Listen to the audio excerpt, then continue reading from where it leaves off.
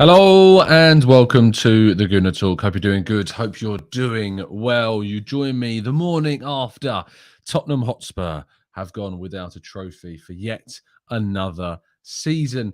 In fact, Mikel Arteta has since won the FA Cup at Arsenal, left Arsenal, joined Arsenal as a manager, and won it again in the time it's taken Spurs to last win a trophy. It's a glorious it's a great day. It's a day like we celebrate when every team in the league has been beaten once, and we know that another season without an invincible team taking that record. It's a great day knowing that Tottenham can't win a trophy. And I've put a little cheeky poll into the live chat you probably have already seen. Do you think that Arteta has done a better job in that short period of time of when he first took over the club in the end of that first season, taking over from Unai Emery, than what Antonio Conte has done since taking over at Spurs? And to say that 50 of you have voted and 96% have said yes, well, I think we know the answer to the question already. Good morning to everybody in the chat box. Hope you're doing good. Hope you're doing well. Matt G getting in there quick, and Peeny Ween is not happy. So close, yet so far, mate. Gooner, good morning to you. John T, Olu, Chris, Martin, Afsar, Bruce, Dr. Soso, Paul James. Good morning to you too. G Norburn, Adam, Mia. Adam, good morning to you.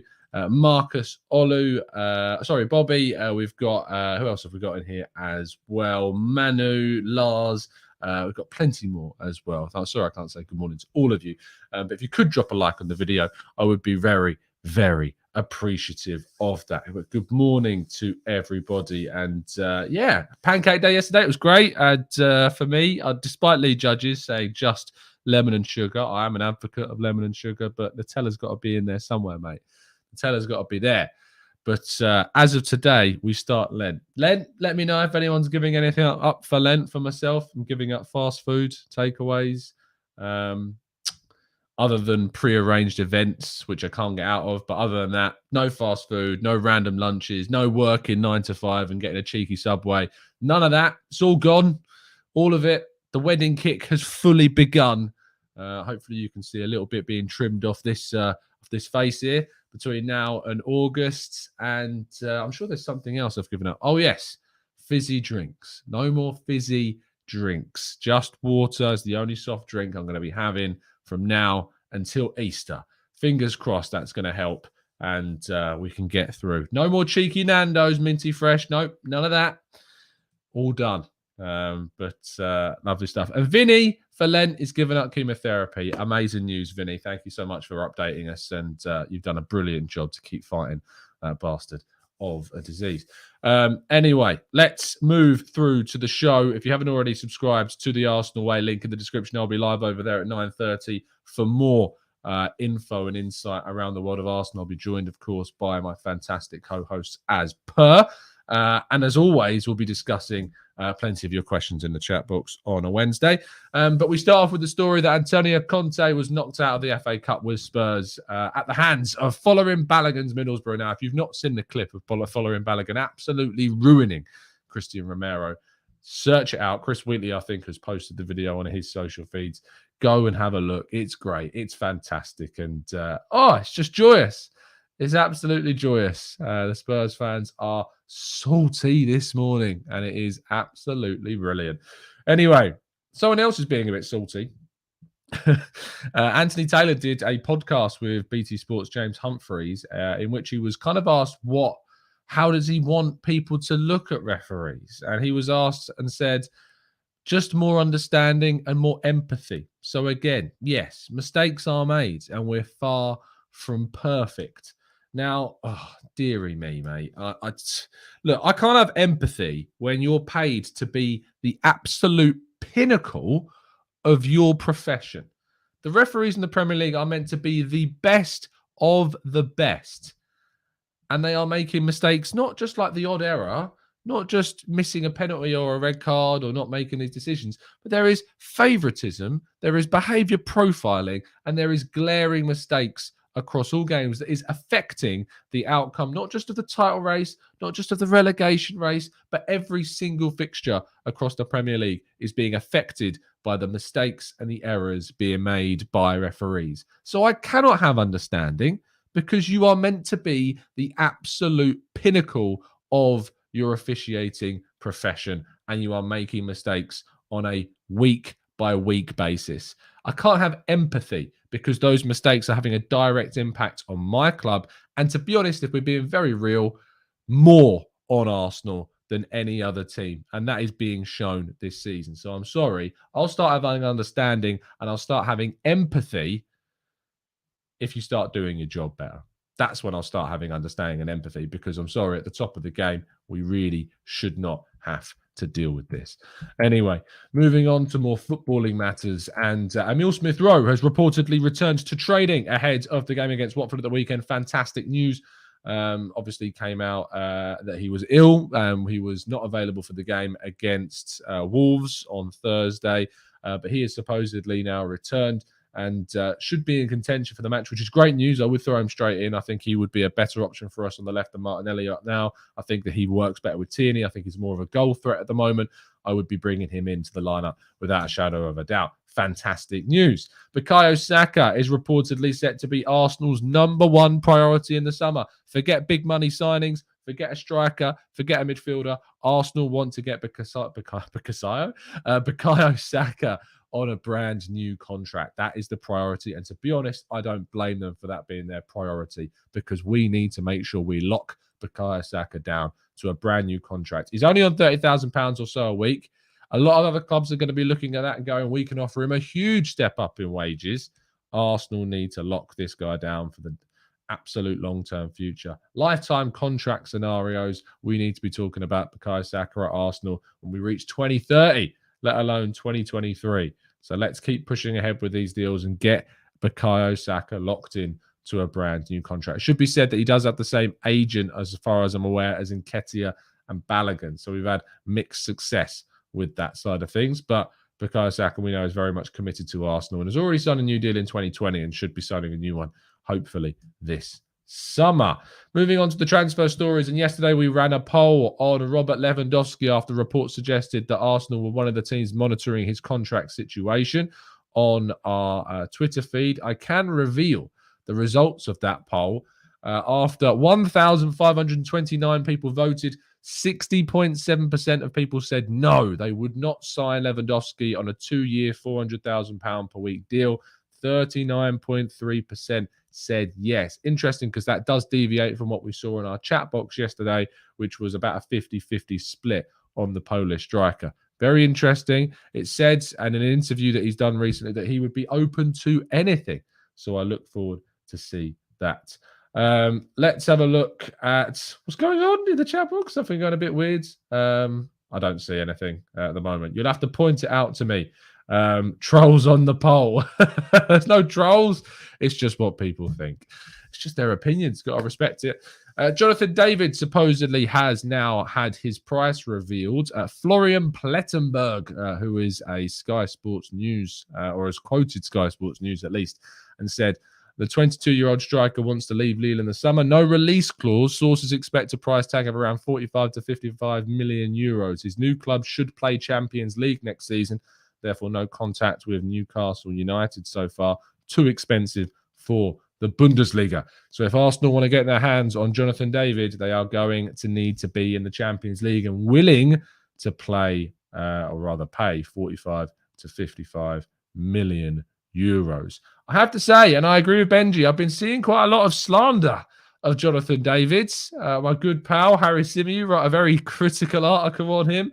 I do disagree. I think he would be an absolutely fantastic forward. I think he brings all the energy that we need from a striker. I wouldn't be bringing him alone. I would be bringing him in as a player that plays with someone. He can play off of them. He can play in a wider position. His versatility would be very, very crucial to what Arsenal are trying to do. And I think people get a pretty married to the idea of how we're playing and the structure that we're playing with this season. Things can change. You never know what might change. I never thought we would stop playing with a number 10, but we've done that recently. So anything is on the table, and you can't rule out any possible structure for formation change next season.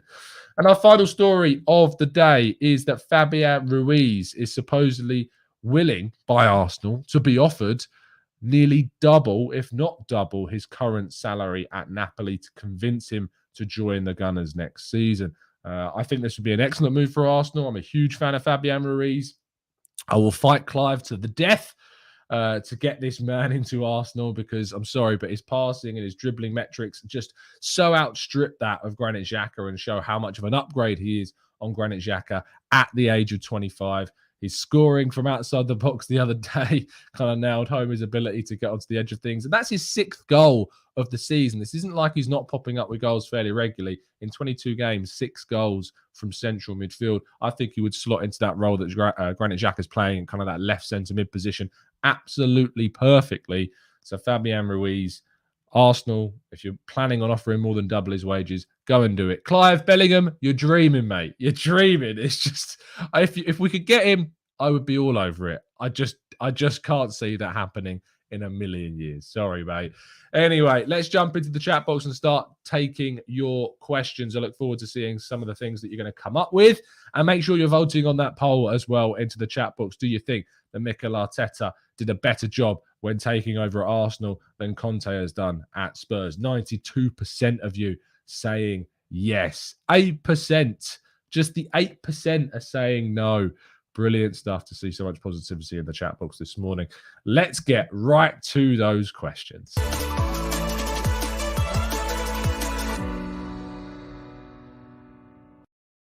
Right, someone needs to get hold of Clive. He's trolling. Clive's turned into a TGT troll. What's going on? Deary me. Matt G says, Pepe or Martinelli, who gets more game time over the remainder of the season? I think Martinelli probably gets more game time over the course of the season, but they both definitely have a role to play this season, and we should be using them to our absolute maximum abilities to try and get the most from them if possible. Marcus says, is it true you are giving cups away to your wedding guests so they will have more than Spurs? Oh, Marcus, that's a great idea. Oh, that's a I've banked that, Marcus. That's a great idea. I love it. I love that. Vinny, Xhaka is our centre midfielder alongside Partey. 9 wins out of 11 Premier League games. No way would that happen with Fabian. No, you're right. No way. We win 11 out of 11, Vinny. That's what would happen if he says Fabian over Tielemans any day of the week. Viraj says, is Koopmeiners and Fabian Ruiz similar players? Who is the better for Arsenal? Koopmeiners is a little bit more diminutive than Fabian, and yes, and Clive will tell you this, more mobile than Fabian Ruiz, but both left-footed, both great at passing from deep. But Fabian does affect the offensive side of Napoli's game more so than Koopmeiners affects the offensive side of Atalanta's game, but he's better in more of the deeper third than what Fabian would be. But both of them are excellent, and I would be open to either. Takello says, how much would it take to sign Jude Bellingham plus wages? I mean, Jude Bellingham's on, a long-term contract still with Borussia Dortmund. Let's have a quick check on how long he's got left on his deal with the German side. His deal runs until 2025, so he has 3 years left at the end of this season. Rated £67.5 million in transfer marks. I think that Dortmund would ask closer to £100 million to give us any chance of seeing him sign for Arsenal. So I just don't see that happening. Perez says, Tom, what does double his wages mean in terms of figures? Good question. Fabian Ruiz wages, spot rack. Let's see if we've got any idea. It says here, Fabian Ruiz earns £48,000 per week, £2.5 million per year. So we'd be looking to get him pretty close to £100,000 per week to getting him in to Arsenal this season. Interestingly, yeah, it's been about that since 2019. So Arsenal would have to pay close to 100 grand a week to get him in, which is about what you would expect for a 25-year-old turning 26 at this kind of age bracket, that kind of figure. You'd be looking at that anyway. So it's not wildly like over the £100,000 mark. I think that's pretty fair. When you consider Pablo Mari's on like 75 grand, Cedric's on something close to that, I think it's pretty standard what you would expect for a player of that caliber. Garner Ed says, Tom, how does a player in the Championship have to be for you to consider them? For example, John Swift with 24 goal contributions from midfield. I mean, you don't have to rule out just because they're in the Championship. What I would say is that you just need to be a little bit wary. Like you think about Ivan Toney. I had my reservations about Ivan Toney, and they've been proven right since he moved. But I think that's actually pretty incredible. 11 goals, 13 assists, and he's only, 26. The age is a bit of a problem. And that might seem mad considering how many goals he's scored and assists he's got for Reading this season. That is a mad amount of return from John Swift. He will surely get snapped up by probably one of those mid-table teams in the Premier League next season. You could see that happening. How much would it take for me to consider them? It would basically, for me, it's basically a case of looking at the alternatives. If we're looking at a central midfielder that scores goals, are we looking at other alternatives that are playing at a higher level, that are delivering in the elite leagues? Championship, it's still a very competitive, it's still a very decent quality league, but you do need to take that into account. You look at the way that Ivan Toney's come up, you look at the way that Ollie Watkins has effectively dropped off quite a bit as well. But some players absolutely thrive. Like you look at Elise at Crystal Palace. I think he's thriving now. I think he's finally got into the team and we're seeing the best from him. Eberechi Eze, before he got injured, another one that really did surprise a lot of people. So there's opportunities for these players. But for Arsenal, I usually prefer to see them go to, say, another Premier League side before making a move, which, yes, does raise the price, but it also removes the risk at the same time. We've got a brand new member of the chat, Marcus Comfort, or maybe extending his membership. Thank you so much, Marcus, for always supporting the channel. See you in there all the time, mate. Absolute legend. Anyone rate Coop Miners over Ruiz, says Clive, you can let him know. And he says, are you worried about your future wife seeing you as less cuddly if you trim down? No, I don't think so. I'm not talking about going to like a stick. I'm like, just like better, in more shape. Toned, I think the words is. Toned would be great, but no, any less cuddly, I'll give great cuddles, I'll have Manu says, the missus isn't going to allow that, Tom. The cups at the wedding.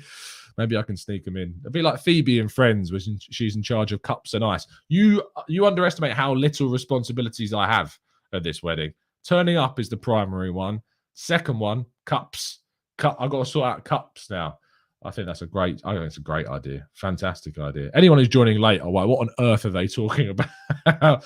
Benji says, should we be giving Tierney a break? His performances lately haven't been amazing. To be honest, I think that's more to do with the fact he's had Martinelli in front of him than anything. I would want to see him playing more so with Emile Smith-Rowe. I think that gets the benefit out of Tierney a lot more than Martinelli does.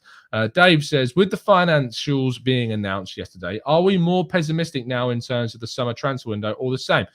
Dave, I'm actually more optimistic about them. And if you want to understand the reasons why, if you haven't yet watched it, go watch my breakdown with Mike from the Gooners pod about the finances and what this means. Because his projections for 2022, based upon what we've seen this season, especially if we were to qualify for the Champions League, set us up to a really positive place, despite the fact we've made a significant loss this season.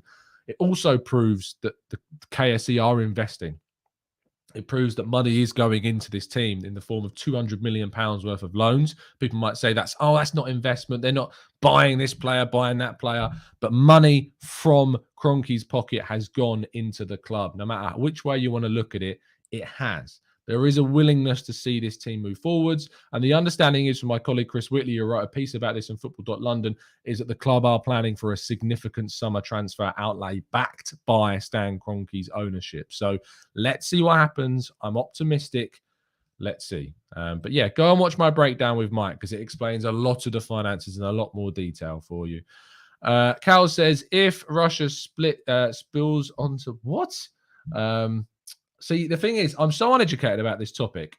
Do I see an immediate recess of European football? The question is, if this Russia situation expands, does European football get affected? European football's already being affected. We're seeing Russian sides banned from competitions. We're seeing it already affect the state of this sport. There's not enough consistency across all sports. You have to say sometimes Russian competitors, athletes, teams are being allowed into certain competitions. Other times they're not. We need to see some consistency, I think, across the board. But as I say, I'm never educated enough to have my own kind of view on this or to publicly put it out on a public video. But, there's always a threat that there could be more effect on sports because of the ongoing situation. That's all I can say on it. But as I say, I'm not an expert on this, so I'm not going to sit here with nearly 500 of you watching and try and tell you what I think is going to or not going to happen. Omar says, word has it that your favourite player, Jed Spence, is signing for Arsenal soon. What are your thoughts? Is that really the case? I mean, I saw that Liverpool are very much interested in Spurs as well. I've not seen anything regarding Arsenal at all, despite Arsenal's interest. I don't think he will, Omar, to be honest. King says, what is worse, Kane and Son celebrating their goal record like they've won a trophy, or Spurs bottling another trophy? And what do you think, King? I think they're as equally as embarrassing as one another. That Kane's only look to a trophy is individual records, is Audi Cups. Like, it's a tragic, tragic career. And he's nearly 30 now. It's a tragic career. Maybe that's why we didn't win the Euros. Maybe we need a more, striker that can win things. Maybe we need that more up top. And England need to find one pretty soon, because Kane is not going to be keeping us afloat, that's for sure. Gustavo says, hey, Tom, what would Pepe have to do to change your mind and keep him next season? Which winger would you change him for? To change my mind, it's unfair, because, look, he's not in control of how much we invested in him. But you have to, it does come into my thinking, the price tag that we paid. And so, for my opinion, it has to be that he has to start justifying that figure, because no matter it not being his fault, that's what it cost. We have to see return on our investment. And we've moved players on that haven't returned on their investment. We need accountability on players. We need them performing. And he hasn't done that so far. He would have to get into the team and start, goal contributing on a consistent basis, assists, goals. Like, I would need to see consistency across the rest of the season. I need to see consistency in his performance. And I've not seen that yet. And so we need to see more of that. But it all depends whether he's given a chance. It's difficult to prove yourself if you're not playing, obviously, and that will fall on Mikel Arteta. I saw a comment in the comment section yesterday that was like, I'm obsessed with kind of Pepe moving on. It's not that. And I get that people have their favourite players, and people are going to like Pepe more than I view him as kind of a future Arsenal footballer. It's nothing to do with an agenda or anything personal. I want Arsenal to be the best that they can be. And if I think that Arsenal can upgrade on a certain player, whether I like that player or not, I want them to do it. Which winger would I change him for? When you look at kind of the players that are out there right now and that you could bring in, you look at the project that Mikel Arteta's got, and you're looking at kind of the younger potential players. I did a piece, as I say, on Yeremy Pino the other day, and kind of his potential coming through at Villarreal. He's a really interesting option. But I would really have to sit down and have a long think about the players off the top of my head. And talking to you guys now, I wouldn't want to throw out a name and not get it right. So if we're going to talk about players that could possibly replace, I mean, to be fair, off the top of my head, I was looking at someone maybe like Rafinha at Leeds. If Leeds go down, maybe he could come in and do a really good job for us as a right winger, left-footed, replacing kind of like for like, but giving yourself more potential. I think what he's done at Leeds is great, and what he could do at a club like Arsenal could be even more. But wide players, they're not the priority this summer. And so if you said we're keeping Pepe, but you were going to go and sign 2 top-class strikers and a central midfielder, I'm okay with that, because, Pepe offers you something. A wide player is not the priority this summer. We've got plenty more players. Serge Gnabry possibly at Bayern Munich, if his contract talks continue to be an issue. Maybe we could go somewhere and look at him next season as well. There are players out there. It's just about who you could go for. Anthony at Ajax, maybe, as well as another one to look to as another possible option as well. Chiadozi says, who would you rather have in Arsenal, Frankie de Jong or Fabian Ruiz? It's a really good question, because the thing about Frankie de Jong is that he's not really been able to reach the heights that people expected at Barcelona, mainly because of Barcelona's struggles themselves. I would love to see him being given a chance at Arsenal to rediscover his career. I think you would have to lean towards Frankie de Jong if you can get him for a reasonable price, but it would depend on the price difference between him and Fabian, because if the price of 16 million is true regarding Fabian Ruiz, that's a no-brainer of a deal, whereas Frankie de Jong could cost you around 50 odd million quid to get him through the door. Zana says, rumours are that Arsenal, along with some others, are interested in Ben Johnson from West Ham United. Does this spell the end to Cedric if we bring in a right back? It should do. It should do. But Cedric is very happy at Arsenal. Cedric is very content at Arsenal, doing and playing in the role that he's playing in. So it's going to be difficult. And it says, how would you feel about Bellerin coming back as Tommy's backup? Not good, to be honest. I mean, he's got a year left on his deal. Let's cash in on him. It's not worked out. I think he needs a move. I think he needs to permanently be somewhere else. I'm not interested in Bellerin being Tommy's backup next season. I would move him on. If he did stay, I think he's a better option than Cedric, but I can't see him wanting to play behind Tomiyasu, to be honest. Marcus says, oh my God, it must have been a dream last night, but did Renato Sanchez sign for someone? Did he? Did Renato Sanchez? I mean, Bailey's not going to be very happy about this. Let's have a look. I don't see this. It looks like it was a dream. It looks like it was a dream, mate. Sorry to disappoint anyone. Why was Conte's contract so short? Says Doodleman. This is something that I've been steered from Conte's camp or Spurs'. Look, I think that he's a manager that doesn't stay in one place very long unless he's given incentive and investment and backing. And whilst he has been given, some signings, he claims that they weakened their squad in January by getting rid of some players, which is technically true in terms of numbers. But he wasn't using Ali. He wasn't getting the best from Tanguy and Ndombele.